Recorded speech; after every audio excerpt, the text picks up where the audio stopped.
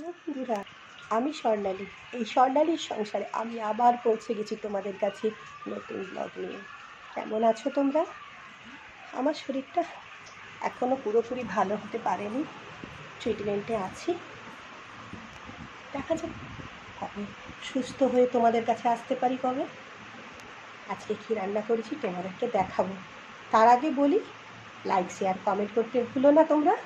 আর যারা এখনও আমার চ্যানেলটাকে ইউটিউব এই স্বর্ণালীর সংসার চ্যানেলটাকে সাবস্ক্রাইব করতে পারোনি, তারা প্লিজ সাবস্ক্রাইব করে নিও, আবার পাশে থেকে সাথে থেকো। আর যারা ফেসবুক থেকে দেখছো তারা ফলো করে নিও আমাকে। সবাই শরীরের যত্ন নিও। দেখছো তো কীরম অবস্থা আমার, নিজের শরীরের যত্ন নেওয়া হয় না। কী করবো বলো, কাজের ফাঁক পাই না। তো যাই হোক, তোমরা কিন্তু যত্ন নিতে নিজেদের ভুলো না। আগে শরীর, তারপরে সব। তোমরা সুস্থ থাকলে তবে তো বাড়ির সব সদস্যরা সুস্থ থাকবে বলো। তো যাই হোক, সবাই খুব ভালো থেকো, সাবধানে থেকো, হাসি খুশি আনন্দে থেকো। তোমাদের শুভ হোক, মঙ্গল হোক। আর আমাকে ভরে ভরে ভালোবাসা যারা দিচ্ছ তারা আরও দিও, যারা দিচ্ছ না প্লিজ তারা দিও। চলো কী করেছি দেখো। দুধেশ্বর চালের ভাত যেমন প্রত্যেক দিন করি আজও করে নিয়েছি।